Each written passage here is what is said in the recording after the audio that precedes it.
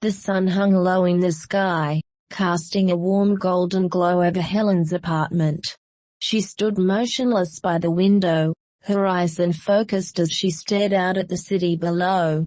The familiar hum of the refrigerator and the quiet creak of the wooden floors were the only sounds that filled the room, but they seemed far away, distant, like she was hearing them from underwater.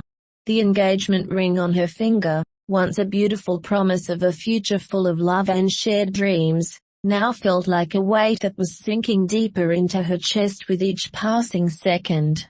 She absent-mindedly twisted it on her finger, as though that simple motion could somehow return things to how they had been before everything had changed.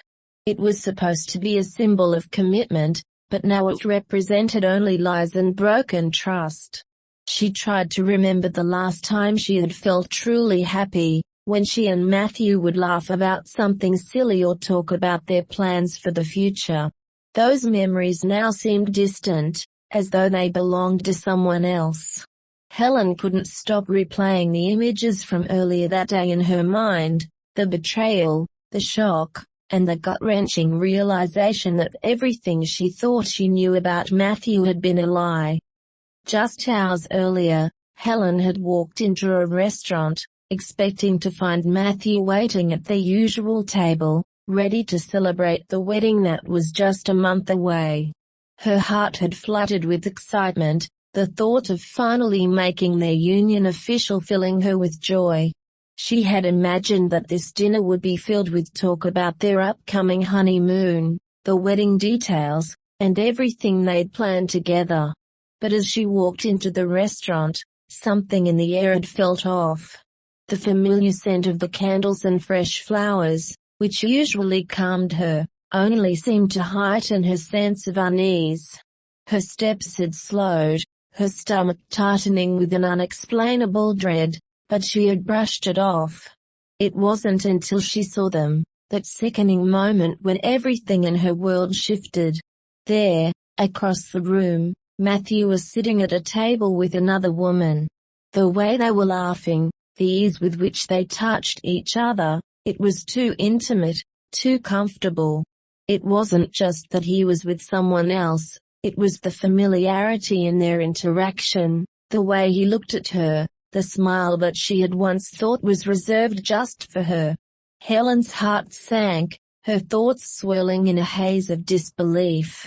She had no idea how long she stood there, frozen, before the reality of what was happening finally broke through.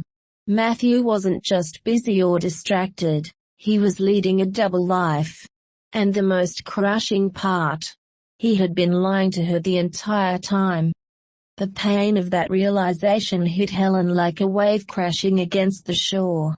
Her breath caught in her throat, and her mind raced as she struggled to make sense of the scene before her. She hadn't said a word as she turned and walked out of the restaurant, the sound of her heels echoing in the empty street. The cool evening air slapped her face, but it did nothing to erase the burning sensation in her chest. Each step felt heavy, as though she were carrying a burden she hadn't been prepared for.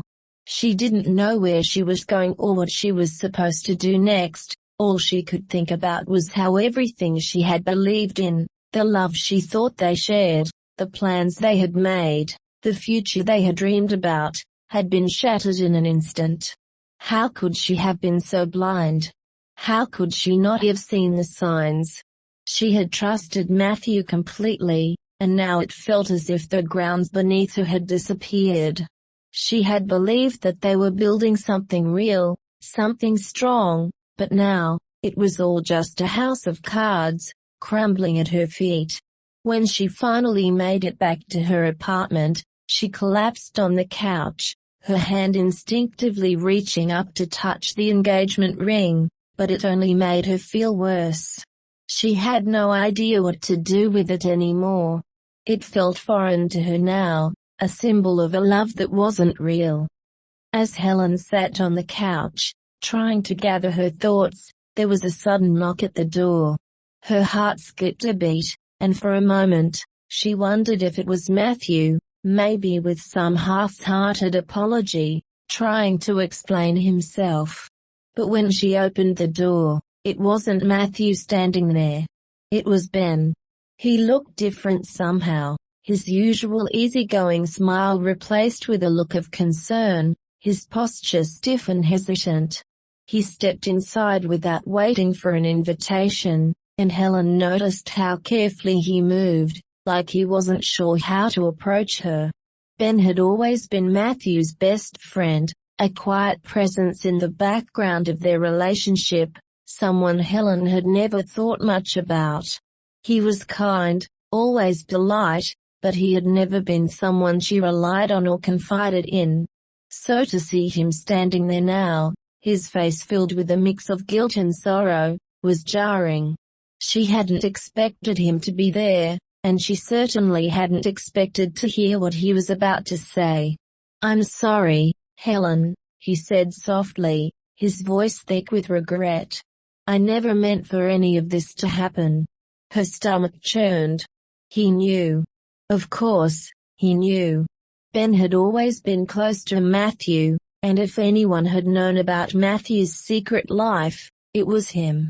Helen tried to swallow the bitter taste in her mouth. "You knew?"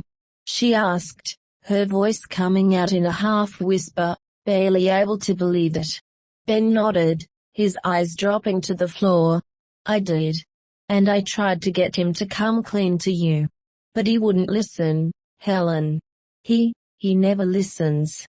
Ben's words hung in the air between them, each one landing like a heavy blow.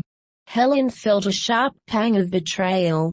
She hadn't just been deceived by Matthew, she had been betrayed by Ben too. She stared at him in disbelief, trying to process what he was saying. He had known, and yet he hadn't told her. He had stood by, letting her walk blindly through a relationship that was falling apart behind her back. How could he have done that? She thought. How could he have allowed her to keep living in a lie? "I don't understand," she said, her voice shaking with frustration and hurt. "How could you just watch this happen? How could you be friends with someone who was doing this to me?" Ben winced as if her words were a physical slap, but he didn't flinch. He stood there, looking like a man who was bearing the weight of 1,000 regrets. "I'm not proud of it, Helen," he said quietly. "But I didn't want to betray Matthew's trust. And I didn't want to hurt you, either. I thought if I stayed out of it, it would fix itself. But I was wrong. I'm sorry. I should have told you." Helen's chest tightened as his words settled over her like a suffocating blanket. She wanted to be angry, wanted to scream at him for keeping such an important secret, but a small part of her understood. Ben wasn't just Matthew's best friend, he was a person caught between loyalty and honesty, and it had torn him apart. Helen's emotions churned like a storm inside her, swirling with anger, hurt, and confusion. The betrayal by Matthew felt like an earthquake that had torn apart the foundation of her life, and now Ben, someone she had always considered a peripheral part of her world, was standing there, confessing his own complicity in the deception. "I don't know what to do with this," Helen whispered, more to herself than to him. She wanted to shout at him, to demand that he make it all right, but the words felt hollow. There was no fixing this, not for her, not for Matthew, and certainly not for Ben. The silence that followed was thick and uncomfortable, hanging between them like an unspoken truth. Ben didn't try to offer excuses. He didn't try to defend himself. Instead, he just stood there, his shoulders slumped, his gaze full of regret. "I know," he said quietly. "I can't change what happened, and I can't undo the past. But I can be here for you now. If you need to talk, if you need someone, I'm here. Not because of Matthew, but because I care about you, Helen. I always have." His words were simple, but they struck something deep inside her. She had never really considered Ben in this way before, had never thought of him as more than just Matthew's sidekick.